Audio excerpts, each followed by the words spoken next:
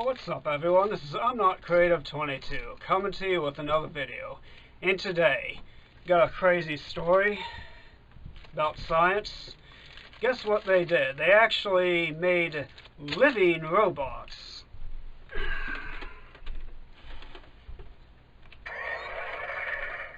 Yep, they experimented with frog DNA. Yeah, that went so well in Jurassic Park. Not saying they shouldn't do it, but just saying. Yeah, they say these so-called Xenobots can heal themselves.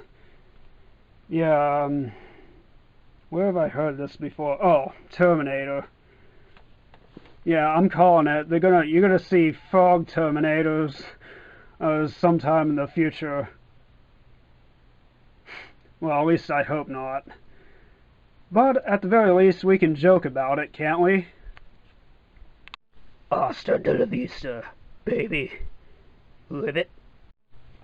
Oh man, I wish Kermit the Log was here to see this. He would have some jokes to say about it. Rest in peace, Kermit the Log. If you're out there looking, hopefully you're alright. Thanks everybody for stopping by the PMS show. I'm Kermit the Log. Remember, we're all just a frog trying to eat some pork. Yeah, I remember when they said Cyber Frog, the comic, was a dumb idea. Well, you can't really say that now, because it's now become sort of reality. Tiny living robots created from frogs' embryo stem cells have memories. A microscopic living robot made from frog embryo stem cells have been designed with self-healing powers and the ability to keep memories. The innovation pulls from previous work release last year called Xenobots, but has been upgraded to move more efficiently and perform more complex tasks.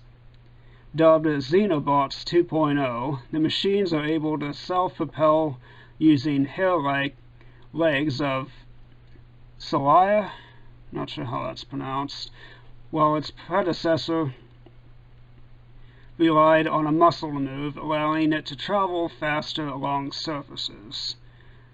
However, the greatest advancement is the ability to recall things such as radioactive contamination, chemical pollutants, or disease condition in the body that can be reported back to researchers for further analysis.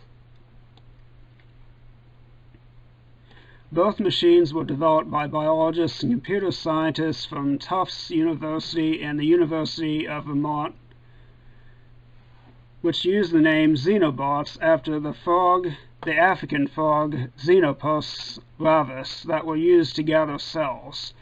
The initial bots were programmed to perform a range of tasks, specifically delivering medicine directly to a point in the body. However, the 2.0 versions have been upgraded to move faster, navigate different environments, and have longer lifespans, but still possess the ability to work together in groups and heal themselves if damaged.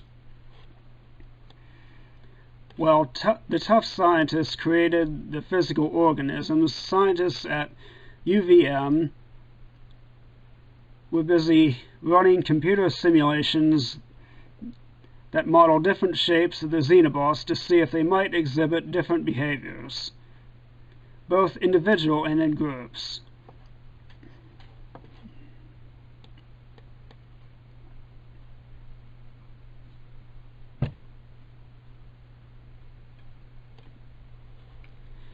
Josh Bongard with UVM said, "When we bring in more capabilities to the bots, we can use the computer simulations to design them with more complex behaviors and the ability to carry out more elaborate tasks. We could potentially design them not only to report conditions in their environment, but also to modify and repair conditions in their environment." Following the simulations, the team determined that the new Xenobots are faster and more skilled at tasks such as collecting microplastics in water or contaminants. and it did so much quicker than the first version.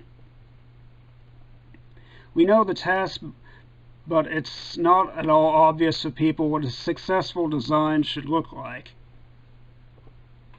That's what the supercomputer comes in and out searches over the space of possible Xenobot swarms to find the swarm that does the job best, said Vanguard.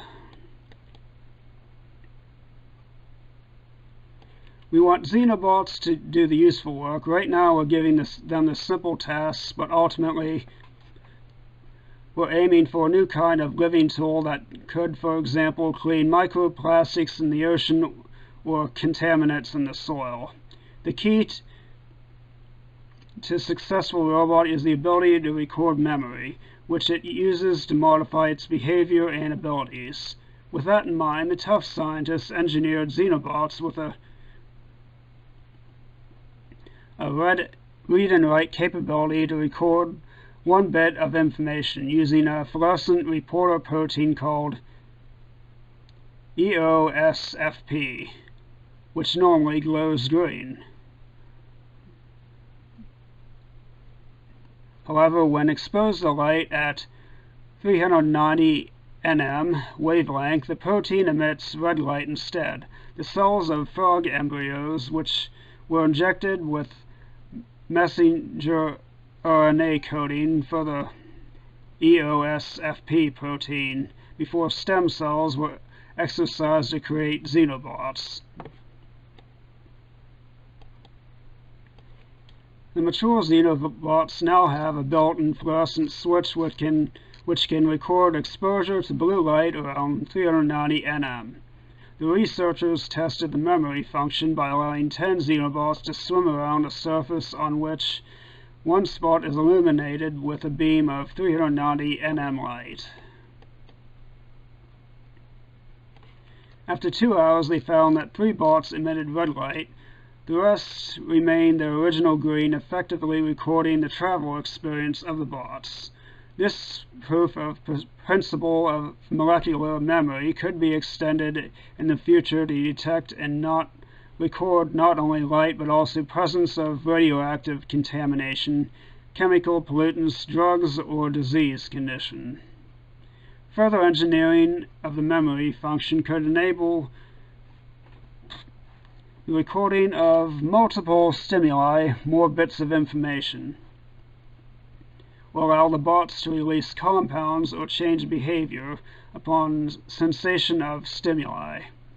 The ultimate goal for the Tufts and UVM researchers is not only to explore the full scope of biological robots they can make, but also to understand the relationship between the hardware, the genome, and the software of the cellular communications that go into creating organized tissues, organs, and limbs the team shared in the statement.